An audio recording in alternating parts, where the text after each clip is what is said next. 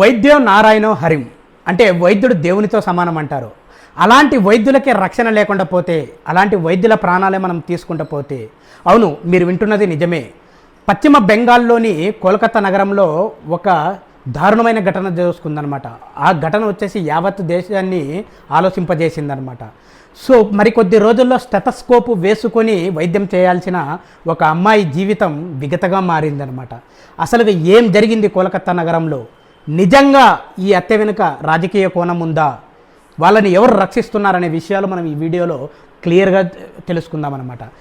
August 9, 2024 శుక్రవారము ఆ అమ్మాయి ఆర్జీకర్ అనే కాలేజ్ మెడికల్కి సంబంధించిన హాస్పిటల్ ఉంటే అందులో నైట్ డ్యూటీ చేస్తుందన్నమాట. రాత్రి భోంచేసిన తర్వాత ఆమె పడుకుందామని చెస్ట్ హాల్ ఏదైతే ఉందో చెస్ట్కు సంబంధించి సెమినార్ హాల్, ఆ సెమినార్ హాల్లో ఆమె రెస్ట్ తీసుకోవడానికని వెళ్ళిందనమాట. అక్కడికి వెళ్ళిన అమ్మాయి తెల్లవారేసరికి అర్ధనగ్నంగా విగత జీవగా మారిందనమాట. సో వెంటనే సమాచారం అందుకున్న పోలీసులు పోస్టుమార్టం నిమిత్తం ఆమెను హాస్పిటల్కి పంపించిన పోస్టుమార్టంలో విస్తుపోయే నిజాలు తెలిసాయన్నమాట. ఆ విస్తుపోయే నిజాలు ఏమిటంటే ఆమె ప్రైవేట్ పార్ట్ ఏదైతే ఉందో ఆమె ప్రైవేట్ పార్ట్లో లోతైన గాయం ఉందన్నమాట. ఆ లోతైన గాయము ఆమెని ఉక్కిరి బిక్కిరి చేసి చంపినట్టు తెలిసిందనమాట.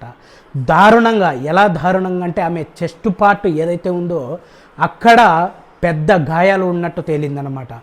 ఆమె చెవులు, ముక్కు, నోరు ప్రతి చోట గాయాలు, ఎడమ కాలికి అత్యంత దారుణంగా గాయం తగిలిందనమాట. నోరు ఎక్కడైతే అరుస్తుందో అనేసి గుడ్డలు కుక్కి ఆమె శరీరాన్ని, ఆమె తలని గోడకేసి కొట్టారనమాట. చూసారా, ఇంత దారుణంగా చేశారనమాట. అసలుకి ఈ దారుణం వెనక ఏమయ్యింది, ఆమె ఉక్కిరి బిక్కిరై చనిపోవాల్సిన అవసరం ఏమైంది అనే విచారణ చేసిన పోలీసులకు అక్కడ సంజయ్ రాయ్ అనే వ్యక్తి ఉన్నట్లు గుర్తించారనమాట. అసలుకు ఈ సంజయ్ రాయ్ని ఎలా తెలుసుకున్నారు అంటే, ఎక్కడైతే ఈమె సెమినార్ హాల్లో ఈమె శరీరం దొరికింది కదండి, ఈ శరీరం దగ్గర ఆమె ఈ బాడీ పార్ట్ దగ్గరలో కొద్దిగా మనకి ఇయర్ బడ్స్ దొరికాయన్నమాట.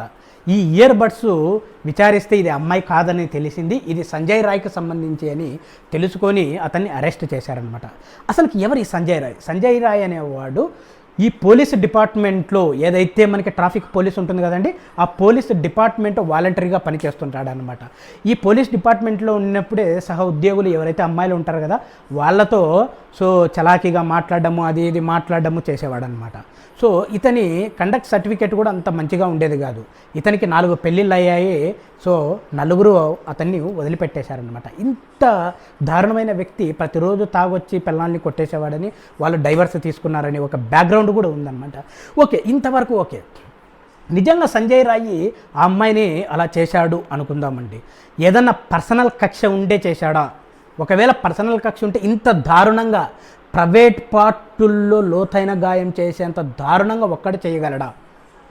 నిజంగా ఆమెను తలకేసి బాది కొట్టేంత ఒక్కడు చేయగలడా? లేదా దీని వెనక రాజకీయ హస్తం ఏదన్నా ఉందా? సో ఈ సంజయ్ రాయ్ని ఎవరన్నా రక్షిస్తున్నారా? ఎందుకంటే ఇది ఆగస్టు 9న జరిగిన సంఘటన. అంటే ఈరోజుతో లాస్ట్ శుక్రవారం జరిగిన సంఘటన ఉదయం 3 గంటల నుండి 5 గంటల మధ్య జరిగిందని పోస్టుమార్టంలో చెప్పారు కదా. ఇంతవరకు మనము పోలీసుల విచారణ లేకపోతే లాస్ట్ మంగళవారం సిబిఐ విచారణకు ఈ కేసు వెళ్ళిందనమాట. సో ఇంత గ్యాప్ తీసుకోవడానికి, ఇంత సంఘటనకు నిజంగా రాజకీయ కోణం అనేది డెఫినెట్గా ఉంటుంది. సో ఎవరు అనేది మనకి ఇంకా తెలియదు అనమాట. తరువాత పోస్టుమార్టం నిమిత్తంలో ఇది గ్యాంగ్ రేపుగా అనేది కూడా చెప్పారనమాట.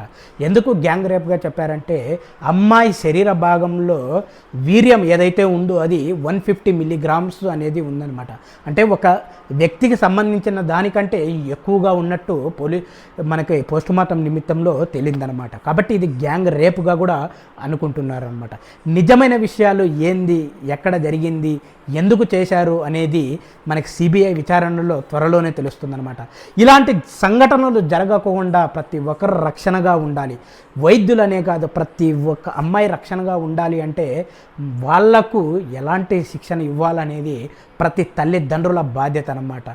ఏ ఒక్కరికి ఢిల్లీలో జరిగిన రేప్ కేసు కంటే అత్యంత పాశవికంగా జరిగిన ఈ కేసు ప్రతి ఒక్కరిని ఆలోచింపచేయాలి. ప్రతి ఒక్కరూ మీరు ఆలోచించాలి. ఇలాంటి సంఘటనలు జరగకుండా ప్రతి ఒక్కరం మనం కలిసి కట్టుగా ఉండాలన్నమాట. జై హింద్.